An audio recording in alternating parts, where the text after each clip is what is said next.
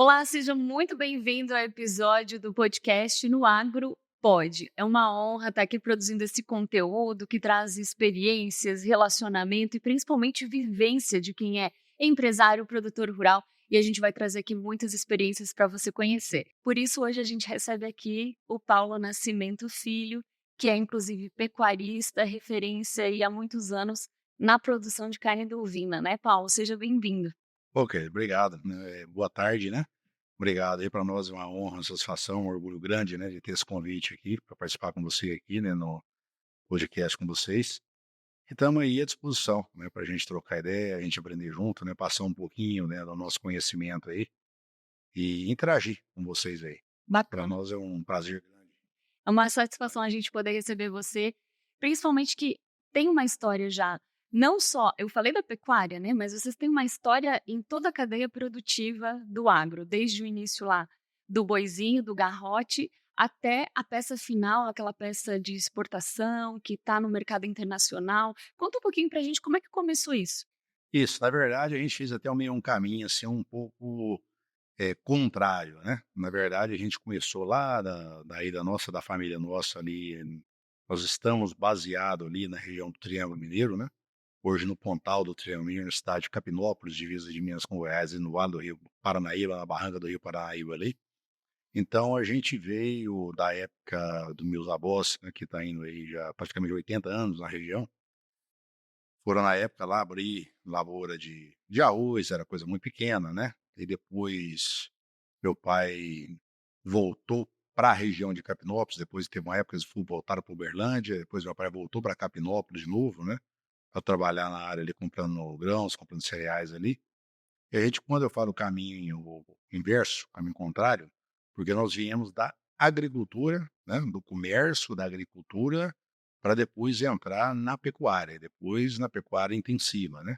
Então esse foi todo o caminho que nós fizemos ali.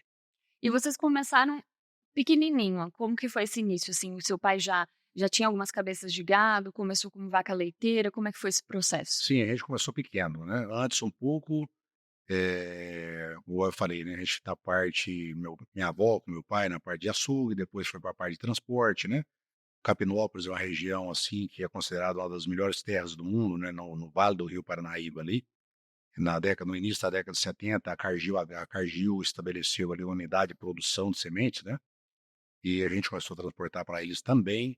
Depois veio o pessoal do grupo Artex, né, que Capinópolis também teve a maior algodoeira do estado de Minas Gerais. Capinópolis também foi o maior produtor de semente de milho híbrido da América Latina, isso lá na década de 70 para 80, até 90, né. E o maior produtor de algodão no estado de Minas Gerais. Por isso que a Artex, né, veio estabeleceu ali na época com a algodoeira ali. E a partir disso, meu pai conseguiu comprar um pedaço de terra ali na região de Capinópolis, ali perto da cidade, né, e a gente começou, eh, a trabalhar ali com vaca de leite, mas tudo muito pequeno, tudo muito modesto, né. Aí a partir disso, a partir dessa semente, que a gente foi ao longo do tempo trabalhando ali no transporte, trabalhando na logística, depois também no recebimento de grãos, em armazéns gerais, né, transbordo, né.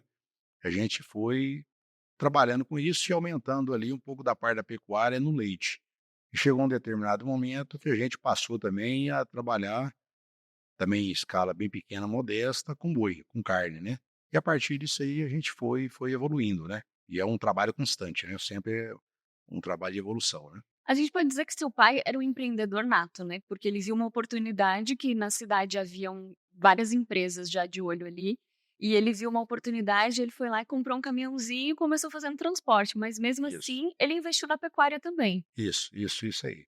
Porque o sonho dele, até no DNA, da genética nossa, da família nossa lá atrás, né, a gente tinha muita vontade, né, os nossos antepassados tinham muita vontade de fazer isso, embora não tinha condição, mas quando Deus deu a condição para ele ali, com ele e minha mãe junto, né, e ele pegou essa oportunidade. Então teve o convite para trabalhar, para transportar para Cargill, quando ela entrou em Capinópolis, no início da década de 70, depois novamente com a Artex, né, que foram ali muitos anos.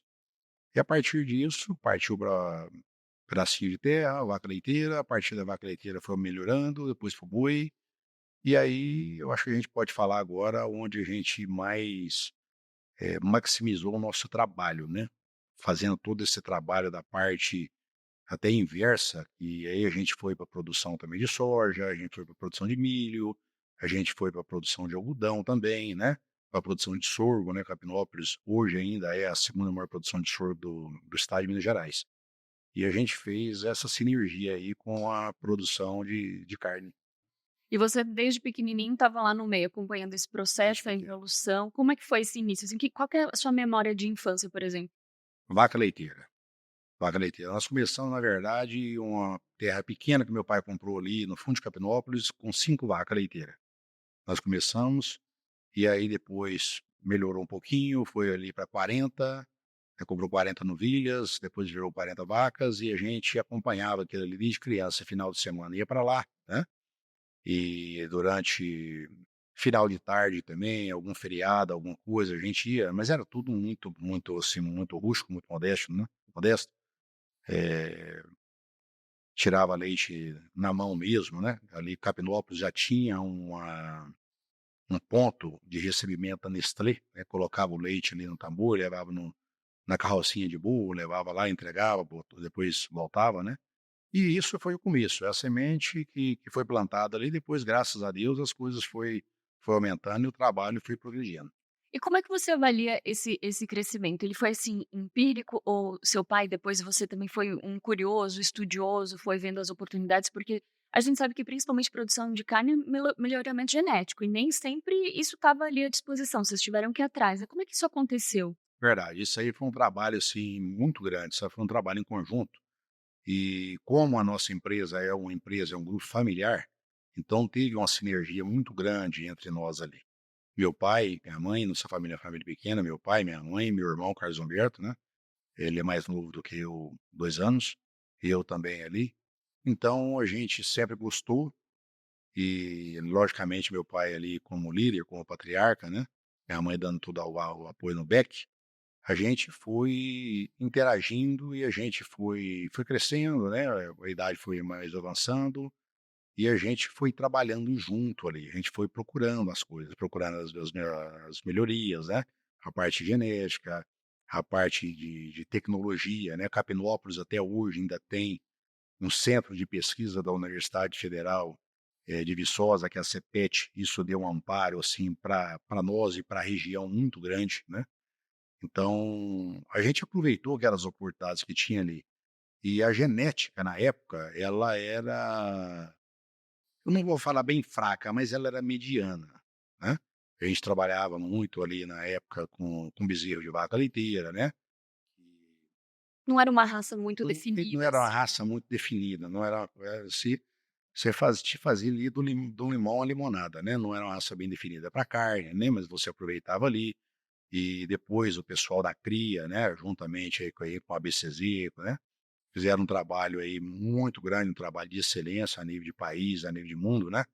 E a gente foi crescendo ali, foi melhorando com eles também, né, buscando ali as oportunidades, o melhoramento genético deles também, né, e foi expandindo ali na região do Pontal do Triângulo Mineiro, né.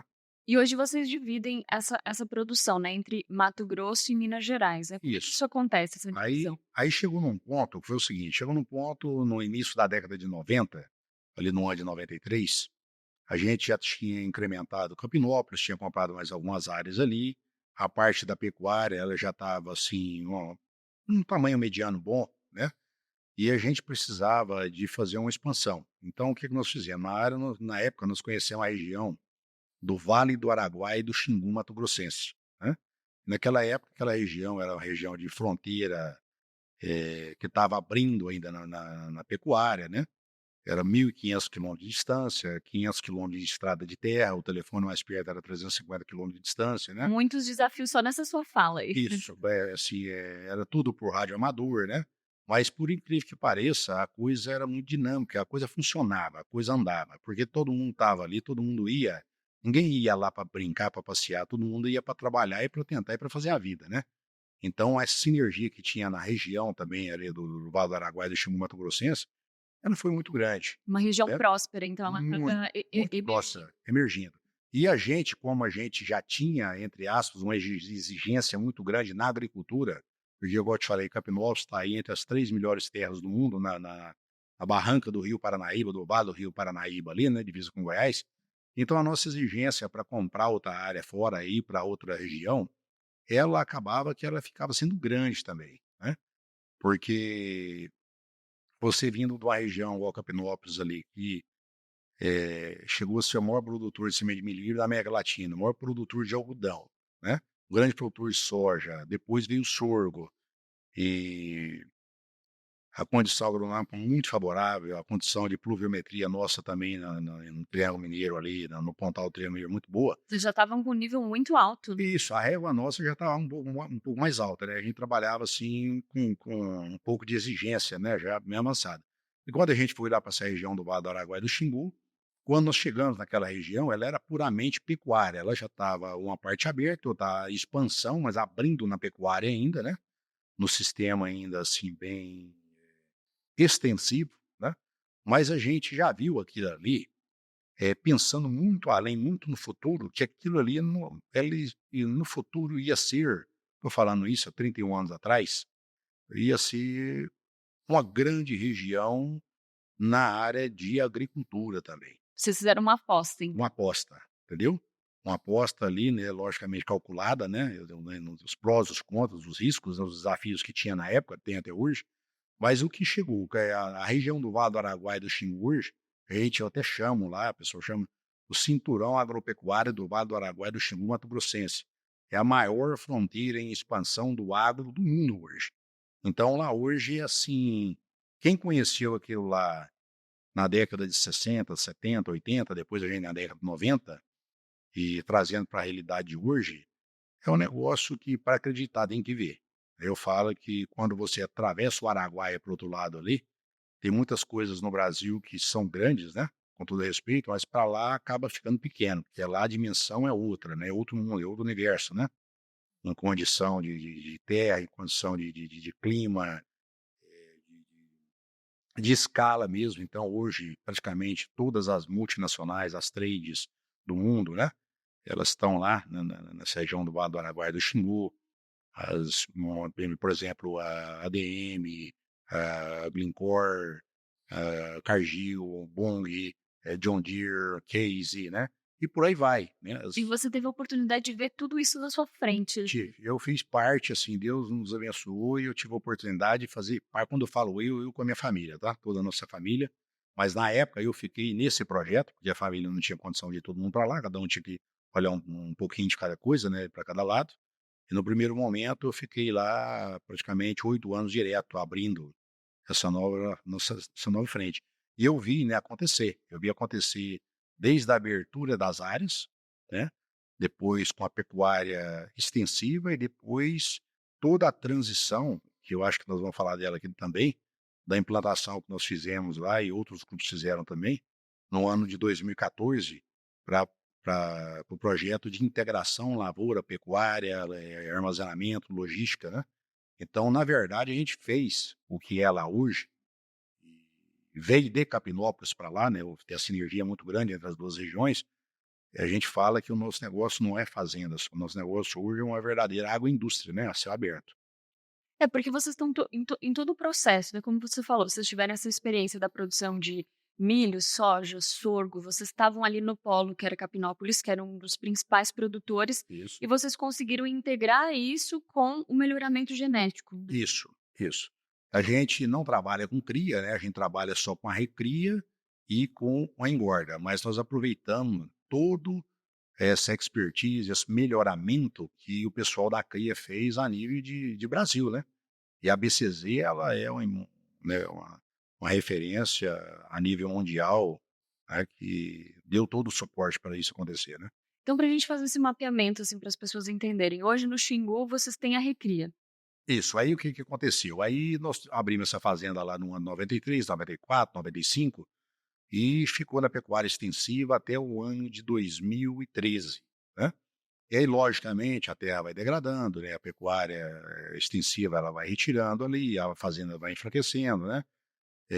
Você vai perdendo ali eficiência, né, competitividade, né. Aí chegou num momento e nós reunimos com a família, e teve um momento, assim, de uma decisão muito forte. Ou vendia lá e voltava para a região de Capinópolis ali, para agregar mais alguma área em Capinópolis ali, ou a gente fazia todo um trabalho de integração lavoura-pecuária, eh, de armazenamento, de logística, fazia a agroindústria acontecer ali, né. Então nós pegamos e resolvemos, porque a área lá, a região muito boa, e teve uma oportunidade naquela época, né, de linhas de crédito, de financiamento que foram, assim, muito favoráveis, né, e a gente entrou e a gente conseguiu, graças a Deus, com o know-how nosso, com a equipe, né, com toda a família junto ali, transformar toda essa área, de um ano para o outro. Um ano a gente fez 50%, no outro ano a gente acabou de fechar o ciclo do módulo que a gente tem lá, que virou esse módulo de integração lavoura-pecuária, né, e depois avançamos também, depois disso, avançamos também para a gente tem uma terminologia que eu até registrei ela, chama REC, Recria e Expressa no Cucho. Então a gente faz também, além de fazer toda a parte de agricultura, que é a integração lavoura-pecuária, a recria do garrote, do bezerro do garrote lá, a gente fez toda a estrutura também de confinamento só para a recria. Então, quando o boi vem de lá, geralmente mais ou menos com 13 arroba, ou ele está no capim mombaça, né, que vem depois aí da soja, do milho, ele está lá no meio, vem na rebrota, junto com ração, ou ele está dentro da unidade de confinamento que nós fizemos para recria também. Então ele vem geralmente com 13 arroba, independente se ele está no... A gente fala na lavoura de capim, a gente não trata nem como pasto, tá? Como lavoura de capim. Na verdade é uma lavoura de capim mesmo, o negócio Mas é muita então esse coisa. garrote ele também já está em confinamento ou ele só vai para confinamento na parte de terminação? São duas situações. Ele é recriado na integração lavoura-pecuária, a regime de lavoura de capim, junto com ração, que a gente coloca também. E quando inicia a parte da seca, a gente dá uma maneirada aqui nessa recria, na integração lavoura-pecuária, no capim mombaça, que ele veio depois da colheita do milho, principalmente para silagem, que a rebrota dele é muito forte, né? E a gente coloca uma grande parte no confinamento para recria, tá? Aí é tratado aqui com silagem, com ração, né, para crescimento. Aí atingiu 13 arrobas no coxo, na recria, na REC, né, na recria dentro do confinamento, ou dentro da lavoura de capim aqui, aí ele vem para Capinópolis, nas carretas 2 andares, para fazer todo o acabamento, né, para poder mandar para a indústria. Aí ele fica ali em torno de 100 dias, 120 dias, e todo esse processo que a gente faz, a gente tem uma parceria exclusiva com a JBS de muitos anos, né? Com a Bertin foram 17 anos, depois a JBS comprou a Bertin, então estamos aí, juntar com os dois dá praticamente 30 anos. E a gente faz esse trabalho, porque ao lado de Capinópolis tem a indústria lá, o frigorífico da JBS, fica a 30 quilômetros, e a gente entrega o boi terminado, acabado, 100% para exportação. Hoje mesmo morreu um boi de lá 3, 4 vezes por semana. Hoje mesmo, no relatório que eu recebi aqui, a boiada deu 100% de exportação para a China. Então a gente entrega esse boi de qualidade, também com a logística, com o transporte nosso dentro do frigorífico. Então essa parceria é muito boa. É muito boa tanto para eles, para a JBS, que tem um produtor ali do lado, né, com qualidade e com escala, né, para estar fornecendo eles ali, que entrega o produto dentro do frigorífico deles, e para nós também, que está com a empresa que é a maior do mundo, né, na proteína animal, né. E vocês têm essa garantia de venda também, né? Temos isso, perfeitamente, isso é muito bom. Você tocou num ponto aí muito interessante, porque a gente tem os contratos, né, os contratos nossos é mais a longo prazo, de exclusividade, 100% do JBS, então nós temos assim a condição de trabalhar com mais conforto, né. Você tem que uma condição assim mais favorável que você trabalha, sabendo para onde você vai entregar o seu produto, né, com a qualidade que você vai entregar. Porque eu acho que você tem que trabalhar com demanda, né, como o americano faz, né. Você trabalha, já sabe onde você vai entregar, você vai maximizar o negócio seu, reduzir os seus custos ali e saber da garantia que você tem da entrega do seu produto, principalmente com a empresa de primeira linha, né. A Isso é gente muito tenta fazer o importante. oposto, né? A produzir e depois eu vou ver para quem vou vender. Isso é muito complexo, isso é uma coisa que eu acho que a nível de Brasil hoje, O Brasil tem toda a condição, e já é, e tem condição de dobrar, triplicar, fazer o que quiser com a sua questão de agricultura, de produção, de produtividade, né? Cada região tem as suas, como fala, as suas aptidões, né? Uma tem uma, tem mais. Mas o grande problema que eu vejo é o seguinte: é que se você trabalha, você produz muito e talvez depois a demanda não te acompanha, é o que acontece as crises, né? Você já tem um custo E tem um custo, né? que está ali, que Isso, você precisa, cobri-lo, cobrir e isso, você não tem para onde vender. e você não tem para onde vender. Então, você procurar o mercado, colocar um negócio, produzir, ter o custo e procurar o mercado, isso é muito perigoso, isso é muito instável. O Brasil, nós temos uma questão o custo do Brasil ele é muito alto, né? É uma questão, tudo um problema de logística que é muito grande no Brasil ainda, né?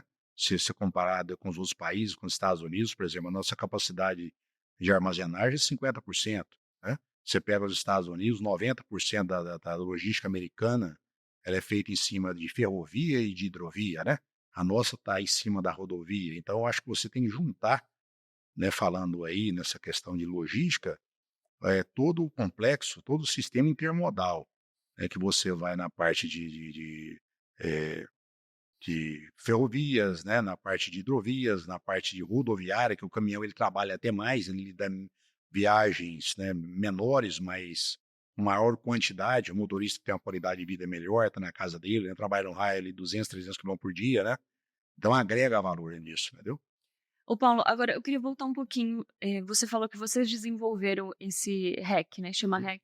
Isso, recria e expressa no coxo. Bacana. Como é que foi? Foi vendo a prática, vendo o desenvolvimento do animal, como é que vocês chegaram a esse processo? Por incrível que pareça, o próprio negócio vai te ensinando, né? E, igual eu te falei, dentro da nossa família, a gente tem assim.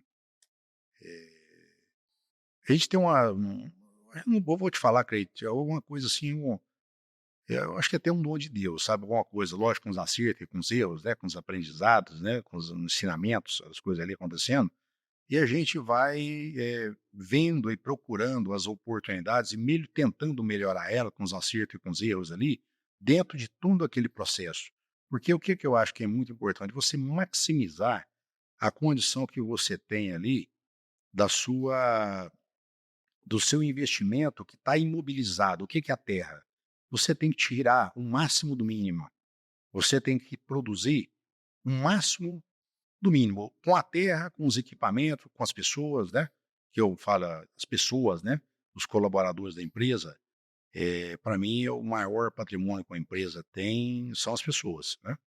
É aquela Hoje coisa que a vocês gente devem ter um fala. número expressivo de colaboradores, A gente né? tem uma quantidade boa, a gente, né, tem uma quantidade boa de pessoas ali que trabalham conosco na equipe nossa, né? Pessoas lá que estão lá 30 anos, 25, Já são quase da família, né? já são da família. A gente tem no grupo nosso aqui, interno aqui, né, a gente coloca lá a família Transcap, né? Família de confinamento Transcap.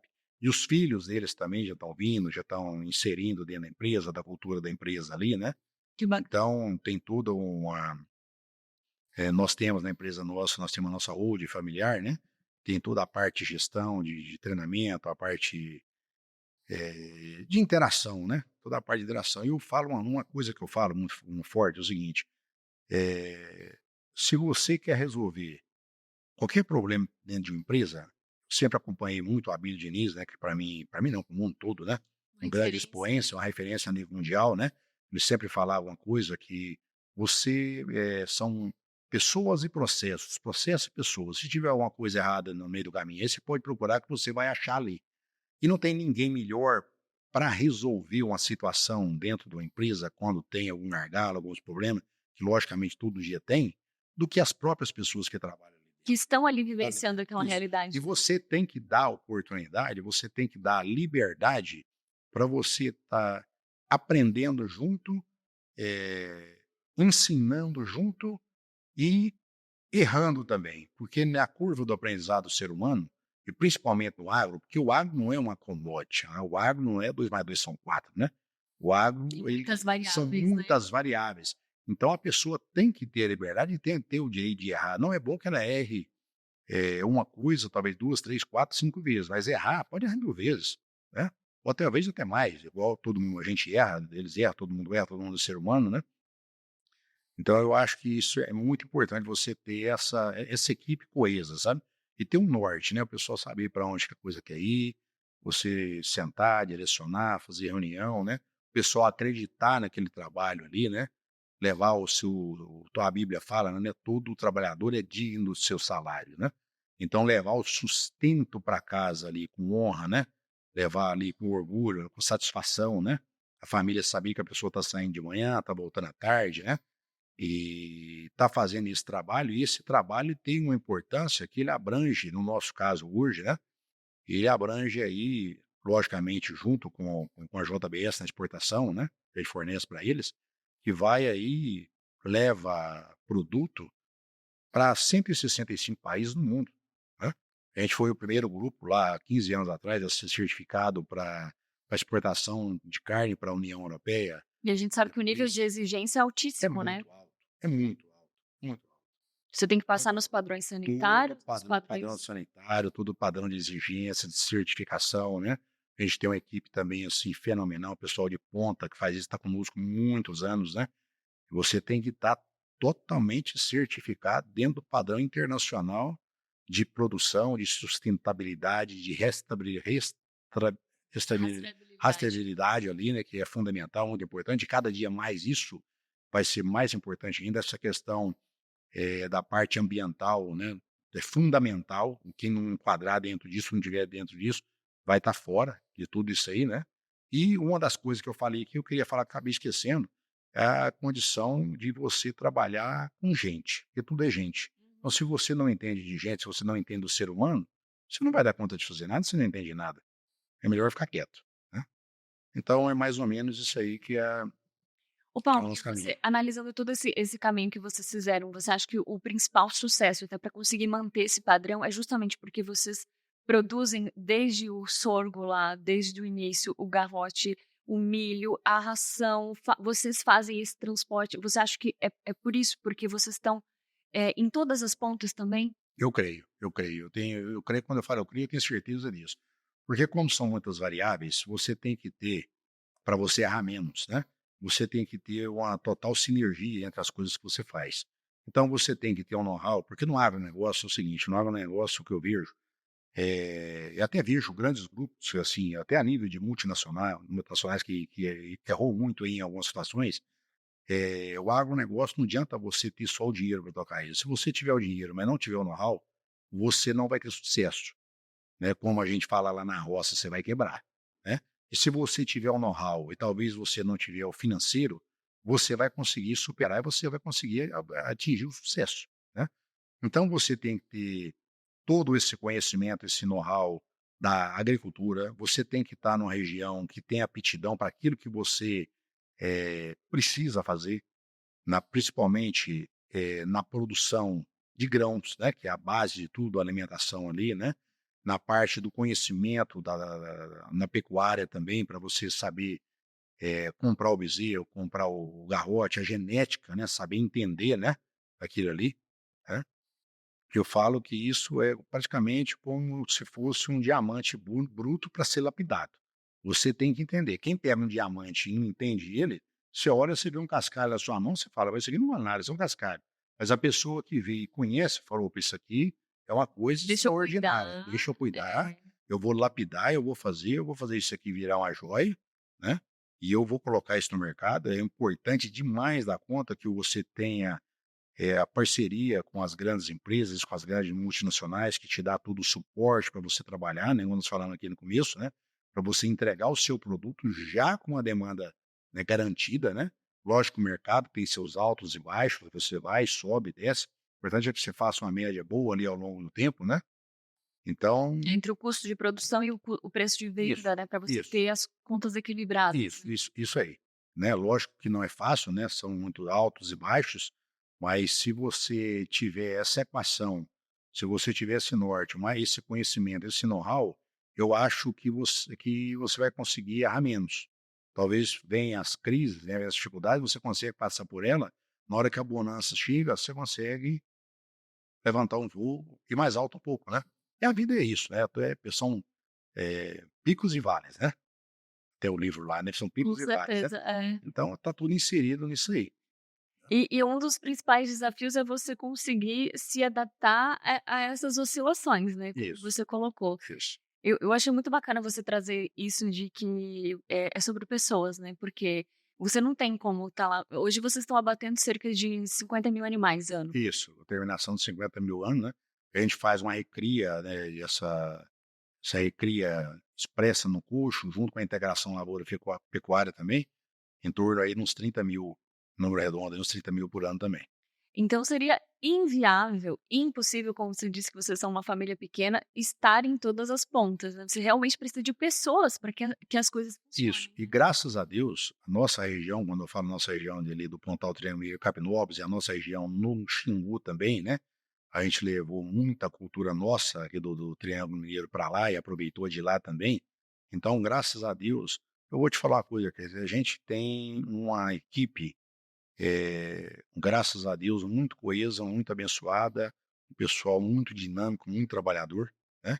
A gente vai ajustando, eles ajustando conosco, a gente ajustando com eles, alguma coisa que precisa, que é do dia a dia do ser humano, né, é do trabalho, né, você tem que ir ajustando, né, eu gosto demais da aviação, eu sou piloto de avião já há 25 anos, então a gente traz isso para nossa vida também. Na aviação tem uma situação que é o seguinte: na vida, quanto mais você vive, mais você aprende. Na aviação, quanto mais você aprende, mais você vive, né. Não Então, permite errar. não, na aviação você não pode errar, não tem como você voltar e pedir perdão, né. Então, é muito importante isso, a gente ter, a equipe, ter o respeito com a equipe, ter esse norte, né, ter toda essa sintonia ali, Então um a propósito coisa vai muito bem acontecendo. definido, né. Isso, um vento definido. E quando precisa mudar alguma direção, o vento mudou, você precisa de ajustar, né, você ajusta para a direita, para a esquerda, você vai, toca no rumo, na proa certa ali, né, para estar errando menos e a coisa está acontecendo. Então, e todo dia, eu falo uma coisa, né, todo dia é um aprendizado, né, é um dia de cada vez. Eu Agora eu achei bacana, você falando quando você era pequeno, você começou lá tirando leite, aquele Paulo lá Uhum. imaginava a proporção que a fazenda, que o trabalho de vocês ia tomar, sei lá, 40 anos depois? Não, eu não imaginava que estaria, né, a proporção que eu falo que a gente não é grande, eu falo grande no mundo é Deus, né, a gente tem muito trabalho para fazer, né, a gente faz e tem muita coisa para fazer. Mas a gente já tinha uma pegada que eu acho que era um pouco diferente. Assim, mesmo nunca imaginando, né, onde poderia chegar, onde nós chegamos, onde Deus permitir, pode chegar mais lá na frente com dentro do agro, outras coisas que vierem aí, mas a gente sempre tinha uma vontade de crescer, porque no começo era para subsistência mesmo, era para viver, né, que você tinha que trabalhar ali junto com a família, né, com meu pai, com a Sobrevivência, minha né. mãe, né, isso, né, meu irmão, pra sobrevivência. Aí depois a coisa, ela virou ela foi virando para o business mesmo, né, ela foi melhorando, foi ajustando, foi crescendo, né, as parcerias foram acontecendo, né, que eu acho que é muito importante você ter essas parcerias e você socializar, se dividir o seu ganho, porque quem quer tudo para ele sozinho, você pode ter certeza que ele vai ficar com 100%, vai de zero, que o 100% de zero é muito complexo, É, né. é muito complexo. E o que eu acho interessante também, você falou, lá no comecinho que começou com a sua avó, com o seu pai plantando arroz, você já é a terceira geração da família e vocês, ao contrário do que a gente observa de muitas empresas que às vezes a próxima geração acaba não conseguindo manter, vocês foram expandindo os negócios. Isso. A Como gente que você acha que isso aconteceu? Foi o foco que vocês tiveram? Foi esse direcionamento? foi esse foco, foi o direcionamento, foi a educação, né. A nossa criação, ela não foi uma criação, eh, bamba, ela foi muito firme. Meu pai toda a vida, graças a Deus ali, ele sempre prezou muito pela casa, pela família, né. A gente sempre teve uma vida muito modesta, ali com muito trabalho, minha mãe também cuidando muito das coisas, com muito modesta também, mas eh, com um direcionamento, com um posicionamento, né, com a austeridade ali muito forte, muito forte. A gente estava ali, mesmo sendo criança, depois jovem, adolescente, a gente não estava ali, a gente sabia disso, que a gente não estava ali para brincar, a gente estava ali para nós, ou era tudo ou nada. E vocês faziam parte já desde pequenininhos, né, não foi uma Desde coisa pequeno. assim que, Isso, desde depois pequeno. vocês foram Desde pequeno. inseridos. É isso que é importante. Eu falo, por exemplo, é muito importante a pessoa ter o estudo, a pessoa ter a formação, né, a formação acadêmica, né, a pessoa tendo condição de fazer os upgrades na vida aí, fazer os mestrados, os doutorados, né, ou a nível de Brasil, a nível de exterior, é importante mais. Mas tem uma coisa que te ensina demais, é a prática, a escola da vida. Então você aprende ali vendo o dia a dia, vendo a coisa acontecer, né? Dentro do agro, principalmente, né? A questão do tempo, da seca, da chuva, né? Da vaca, ali, a vaca parindo, tirando leite, o boi cobrindo a vaca, o tempo de gestação, a alimentação, a parte depois que vem, no nosso caso, a parte de transporte, de logística, é você aprender isso na prática com as pessoas ali dentro, né, que a gente, quando Não tem criança, escola que ensina isso, né. é a vida. Eu vou te falar uma coisa, a vida, ela, eu acho que a maior escola que tem no mundo é a vida, né. E ela não, e tem uma coisa, ela não te dá muito direito de errar não. Lógico que você erra como ser humano, mas o preço que ela te cobra é grande, né. Se Então, você souber contornar isso. rapidinho, volta. Porque se você vai contornar rapidinho, você pode, às vezes você pode voltar, às vezes não. Tem erro que você erra, você dá conta de consertar, mas tem erro que você erra, você vai pagar um preço muito alto por aquilo, né? E faz parte da curva do aprendizado de todo mundo, desafio dos erros, e tocar a bola para frente. E nunca ter a resiliência, né? A resiliência e tocar a coisa para frente ali. Ô Paulo, e quais são os planos para o futuro? O que que vocês almejam aí para os próximos anos? Olha, eu acho que tem muita oportunidade, né, a nível de Brasil, a nível de mundo, né? Eu acho que tem muita coisa que já está acontecendo, tem muita coisa que vai acontecer, né? Com essa questão, principalmente agora, né, que da questão da segurança alimentar a nível mundial, né? Da questão da parte ambiental, né? Parte climática, né? Então essa questão que juntou essa sinergia muito grande, que eu acredito que vai ser a maior revolução que deve já estar acontecendo depois da Revolução Industrial, depois da internet. O Brasil já tem um know-how muito forte no biocombustível, e agora assim, essa sinergia do biocombustível a, com o alimento, né? Com a produção de Crédito de alimento. carbono. Crédito de carbono fundamental, isso aí é uma coisa irreversível, é reversível. Aí o mundo só tem a ganhar com isso, né? Então eu acho que nós temos condição ali também de estar inserido nesse contexto, né? Vocês já estão direcionando Direciona o olhar para isso, esse caminho. já estamos olhando ali, porque nós temos uma região, o Capinópolis, que é uma região agronomicamente falando, que ela é fantástica, né? A nível de produção, produtividade, a nível de competitividade ali, né? Então, você produz hoje, você, por exemplo, num projeto agroindustrial, que nós fizemos um projeto desse em 2008, depois resolvemos recuar, mas agora as coisas mudaram, estão aparecendo aí. Você vai estar fazendo o etanol da cana, você vai estar fazendo, aí você faz, tem a biomassa, ou você pega essa biomassa, transforma ela em celulose, você tem o etanol hoje, é do milho, né, que você extrai do milho ali. Você faz o milho, o etanol do milho, você faz o DDG, que você faz a ração animal, você faz o biodiesel da soja você tem ali o farelo da soja, que vira também ação animal para você fazer proteína animal, né? A região, Várias matérias-primas, né. várias matérias-primas, Capinópolis também como um grande produtor de sorgo também já está indo para esse caminho aí, de você fazer o etanol do sorgo e fazer, né, o subproduto dele, que na verdade nem é o subproduto, vai ser o produto que você vai fazer da ração animal, né? Uma questão também que a nossa região tem uma questão de insolação ali muito forte. Nós temos todo o estudo, todo um trabalho sobre isso. A gente perde ali 2, 3% da região do Nordeste, né? Que seria ali a região de Fortaleza, de Natal, né? Então seria uma Que ótima é produtora de energia de energia solar. solar. Então ali a gente pensa, imagina, e nós temos áreas para isso, áreas assim especial para isso, né? E eu acho que Deus, quando criou o mundo, fez aquilo ali para aquilo ali. Quando eu falo isso, de toda a região, mas área é nossa mesmo, de propriedade nossa mesmo, para o parque industrial para isso, entendeu? Então a gente pensa nisso aí. Se Deus nos der a oportunidade para isso, o know-how agronômico nós já temos. Graças a Deus, a marca nossa, né, o nome nosso ali na região também, graças a Deus, ela é consolidada, graças a Deus, com muita luta, com muito esforço, com muito custo, a credibilidade do grupo nosso na região, né, e Mato Grosso e ali em Minas Gerais, né, graças a Deus ela é muito consolidada, né, com respeito a tudo e a todos, né.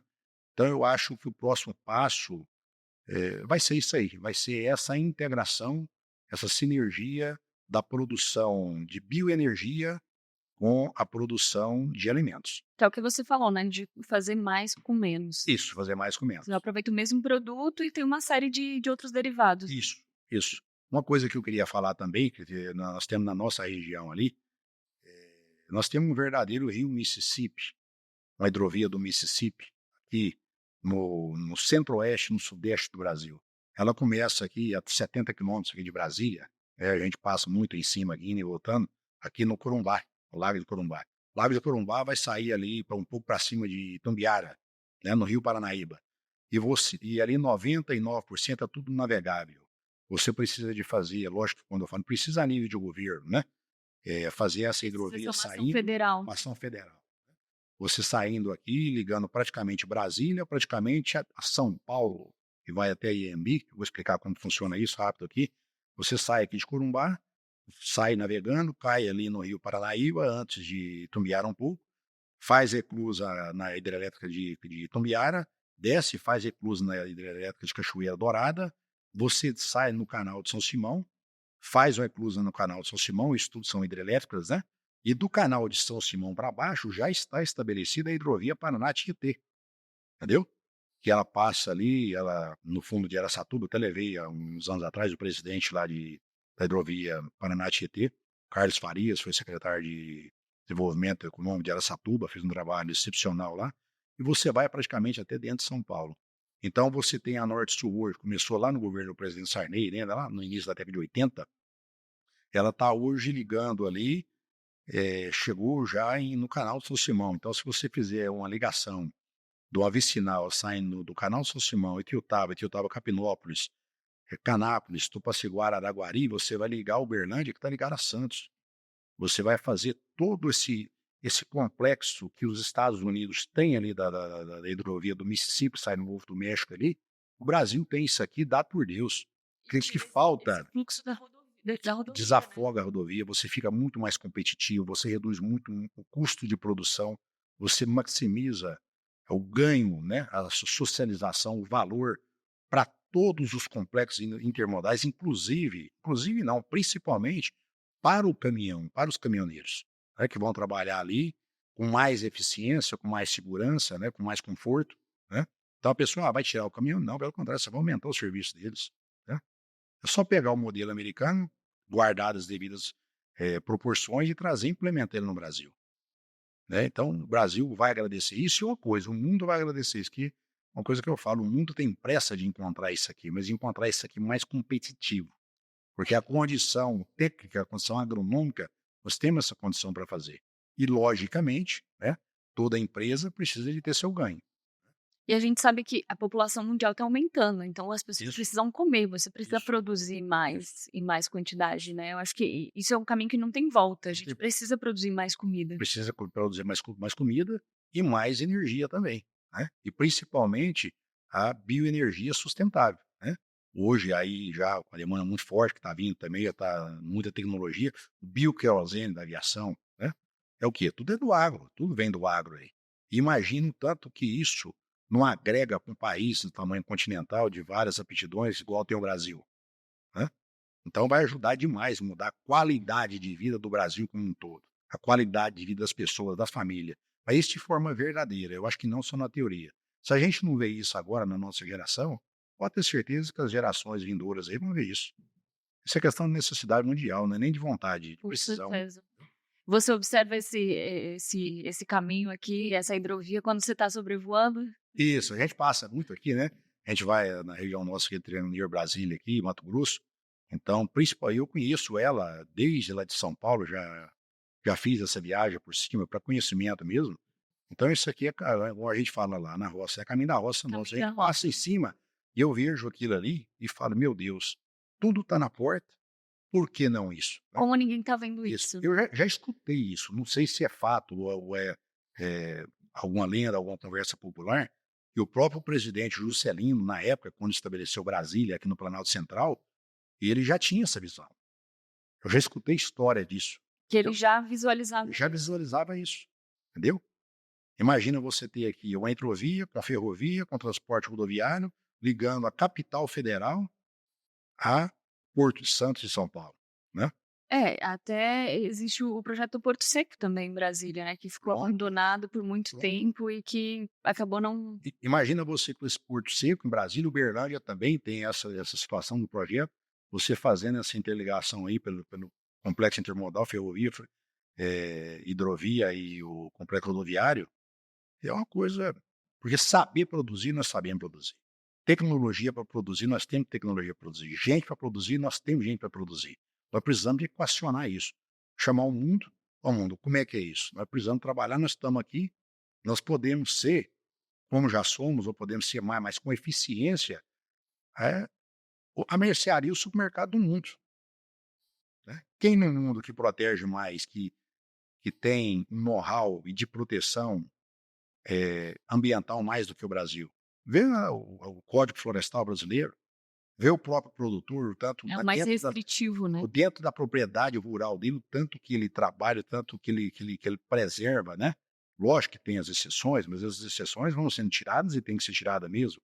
Agora, esse pessoal que trabalha a nível empresarial, a nível industrial, com competência, com know-how, com responsabilidade, trazendo recursos, dividendo, trazendo progresso para a nação, eu acho que isso é muito importante. E uma coisa que eu falo, sabe, Pedro? Eu acho que independente de ideologia, você não pode ter ideologia dentro disso. Porque a Bíblia fala o seguinte: um reino dividido é um reino caído. Então eu acho, independente de governo A, independente de governo B, de governo C, eu acho que você tem que ser proativo, você tem que ser pragmático. Você tem que ir, colocar na mesa, ter um bom diálogo, né? Você ter uma interlocução verdadeira, reta, Até porque objetiva, os né? governos passam, né. Isso, os governos passam e o mundo está aí, né? E tem uma coisa muito forte, o mundo hoje, eu penso assim, respeito o pensamento de todos, o mundo hoje não quer muito saber de direita, de centro, de esquerda, não. O mundo quer saber de resultado. Eu tenho Você tem que comida no ter meu resultado. prato, eu tenho que Isso, trabalhar e eu isso. tenho transporte, é isso que as pessoas querem, né. Perfeitamente, perfeitamente. Você ter a dignidade por ser humano. E tudo isso passa por onde? Passa pelo campo. E, logicamente, pela política, né? Que tem aquele ditado, né? Eu não gosto de política. Tudo bem, quem não gosta vai ser dominado por quem gosta dela. Vocês estão aqui em Brasília, vocês estão no centro do poder, né? Então aqui vocês são muito politizados, vocês conhecem muito como funciona todo o processo, todo o sistema, né? E talvez eu veja que algumas partes do Brasil, você vai para alguns rincões, algumas coisas, o pessoal não tem muito a noção de como que isso funciona, mas dentro de casa, na família, de um a tudo é política. E você tem que conversar independente da sua posição A, da sua posição B, para você chegar no consenso, no ponto de equilíbrio para as coisas funcionar. Senão você fica só num atrito, numa Isso, discussão e nada isso, flui, né. nem nada flui. E o que vai ser prejudicado com isso? De verdade, no fundo, no resumo da obra de tudo, são as famílias. São os pais, são as famílias, né, que têm que trabalhar, que têm que alimentar, que têm que vestir. Isso independente, se é maior, se é menor, tudo no final, tudo é gente, tudo é ser humano, tudo precisa da mesma coisa. Perfeito.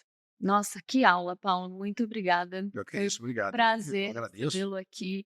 Né? Eu acho eu fico aqui admirada ouvindo essas histórias, porque minha família também, veio do agro e, tem uma propriedade pequenininha lá, e eu sempre que eu tenho oportunidade de aprender com alguém que passou por todos esses processos, esse caminho, eu te acompanho lá no teu Instagram, eu vejo que você tá lá no meio da fazenda, que você tá fazendo articulação, que você tá em todas as pontas e você continua vivendo o caminho da propriedade. Eu acho que por isso que o negócio de vocês está dando certo. Muito obrigado, eu fico feliz. E a nossa missão a gente aprender junto, né, querido? A gente também aprende muito com vocês aqui, né? Eu também te acompanho lá, vejo o trabalho de excelência que vocês fazem aí, né, junto com a sua equipe. Então, isso é muito importante, é fundamental. Eu Que acho legal. que o relacionamento é a base de tudo, né? Com certeza. E o que você falou da política, né? Não adianta, da mesma forma, não adianta você ter um produto se você não sabe para quem vender. Se você não tiver relacionamento, network, se Isso, você não fizer política, você não isso, vai encontrar esse caminho para isso, colocar o seu isso. produto, né. A network é muito importante, o relacionamento é muito importante. Já tem estudos científicos aí mostrando, a gente sabia isso de uma forma grosseira, mas agora tem aí cientificamente provando que o negócio, ele quando ele tem a sua sinergia, quando ele dá certo, quando ele é concluído, quando ele tem um êxito, você sabe que, salvo engano, tem que conferir, mas eu acho que é isso, 80% parte da empatia das pessoas.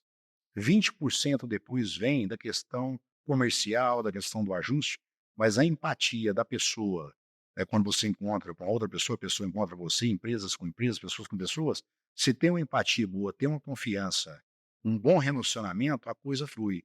Agora, se não tiver aquela empatia, a coisa não flui. E Você já não quer fazer negócio não com quer aquela fazer pessoa. negócio. E uma coisa que é fundamental também, né, junto com tudo que nós falamos, o crédito, né? O homem morre, o homem fica o nome, o homem tem que ter o crédito, independente do tamanho dele. Você pode pegar a maior empresa do mundo, se ela não tiver o crédito, você pode ter certeza que ela vai ser fadada ao fracasso. O crédito é uma coisa que acima dele é só Deus. E é uma coisa que não tem como você riscar e limpar e voltar, não, né, é um papel que Não, você riscou ali, a marca vai ficar lá, né. se você pode trabalhar uma vida, isso você pode ir 30, 40, 50 anos, mais 60, o que for, trabalhando certo, trabalhando correto, mas você chegando em determinado momento, principalmente se for por má fé, você manchar isso, você borrar isso aí, eh, vou te falar uma coisa, você não dá conta de voltar para dentro do processo. E é melhor que não volte mesmo, porque vai ter outro competente, com crédito, com solidez, com honra, que vai estar trabalhando ali e vai ocupar esse espaço. E talvez esse seja um dos motivos que a gente vê aí empresas centenárias que acabam se perdendo no caminho, acabam entrando em falência, Isso. principalmente por conta de talvez má gestão, né. Má gestão. E uma coisa que eu acho muito importante também, lógico que tem todo o respeito, né, pelas empresas, pelas consultorias, né, agronômicas, né, que tem aí do agro, e de empresas e de tudo que vai aí, isso é importante, é fundamental, de organização, de gestão, de tudo. Mas eu gosto demais, demais quando eu vou para alguma região, ou mesmo na nossa região, de conversar com aquele camarada, aquele roceiro mesmo. Aquele que está sentado ali, que está na beira da casa dele, que ele acorda cedo, vai dormir tarde, que ele sabe como é que funciona o sistema da região, como é que é a questão do clima, a questão ali do ambiente, é a questão como que o animal está comportando, aonde é a parte boa da região, aonde é a parte... Porque na vida tem a parte boa e a parte ruim, né? Nada é 100%, né? Então, onde que é a parte que a água fica, onde a água seca, onde o solo é melhor, onde que aquilo ali, esse consultor, aquele cara, né, antigamente, né, o Jeca que estava ali, Uhum. esse consultor para mim, ele é o cara mais que teria que ser o cara mais valorizado. Para mim, particularmente, é o mais valorizado. Lógico que trazendo depois o pessoal que estudou, que trabalhou, tal, tal. Opa, mas espera lá, Ele vamos tem um passar um respeito. conhecimento que a tecnologia não tem. Não tem. Não existe uma tecnologia que possa Ele superar esse nasceu conhecimento. ali, ele faz parte do processo, ele faz parte do meio, né.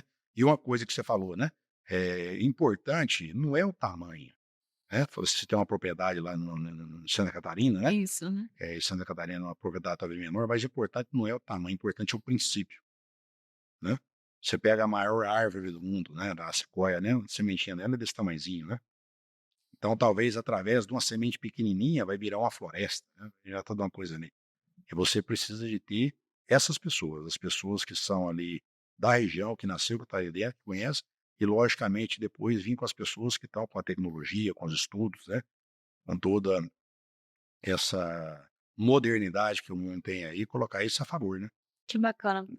Pra gente finalizar, então, se você puder deixar, assim, 3 dicas principais para quem tá no agro, quem quer tomar um direcionamento do seu negócio, quais são essas 3 dicas que você acha que são indispensáveis? Tá, como tudo na vida, eu acho que a coisa mais importante é o respeito ao ser humano. Respeito às famílias, aos pais das famílias, aos colaboradores, para o maior patrimônio que a empresa tem, é isso ali, independente de qual setor você estiver.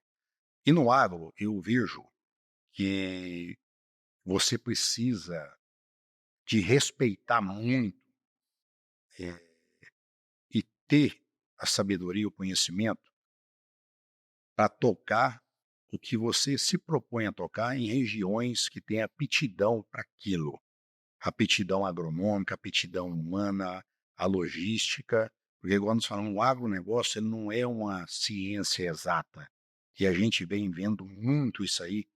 Eu participei na época de 2007, 2008, no setor sucroalcooleiro, vi várias empresas multinacionais que plantar cana em região que era de pura areia, que não produzia cana. Você montar uma indústria, você monta em qualquer lugar, você pega o dinheiro que você tem ali, você monta ela aqui, monta ela ali, tal, tal. Mas 80% do sucesso do agronegócio é da parte agronômica, da produção, da produtividade. Você tem que produzir e produzir com eficiência. Então esse eu acho que é o grande segredo. Você não pode errar na parte agronômica, porque se você errar na estratégia e na aptidão agronômica mesmo que você vai fazer, entendeu? Porque eu acho que a coisa mais cara do mundo é o barato que não te dá retorno, entendeu? É muito relativo. Tem a hora que 1 milhão, ele pode ser muito barato. 1 milhão tem hora que ele sai de graça. E tem hora que R$1 é muito caro. Então o agro não aceita erro. Principalmente quando esse R$1 ele não é equivalente a valor, é equivalente a tempo. Pronto. Isso aí. Entendeu? Esse time aí, a linha do tempo, né? Isso aí é muito importante, faz a diferença. Se você juntar isso aí tudo que nós falamos para finalizar aqui da minha parte, com o ser humano, com a valorização do ser humano, com a pessoa, com a equipe que está ali com você, com os colaboradores, aí eu acho que você tem condição de passar várias situações na vida de crises, né? Crises de mercado, crises climáticas e tudo vai acontecendo, mas você consegue fazer uma média que você consegue passar por ela. Que legal, que bacana. Gente, uma aula. Se você quer aprender um pouco de estratégia, de conhecimento, de articulação, assiste de novo, presta bastante atenção. Sugiro até que anote, né, Paulo? Porque, assim, Paulo deu dicas incríveis aí. Eu acho que se as pessoas colocarem em prática, com certeza vão ter um ótimo direcionamento. Obrigada mais uma vez, Paulo. Uma honra recebê-lo aqui. Um ótimo trabalho lá. Quem quiser acompanhar, fala seu Instagram para deixar para o pessoal te acompanhar. Quer dizer, o Instagram é pequenininho, precisa até dar uma melhorada nele, né? Elite Confinamento Grupo Trascap. Legal. Eu que agradeço, né, a oportunidade de estar aqui com vocês, né, com você, com a sua equipe, né? E para nós, a gente fica muito lisonjeado e aprendemos muito aqui hoje também. Que bacana. E fique com Deus. Um abraço para todo mundo aí. Amém, todos nós.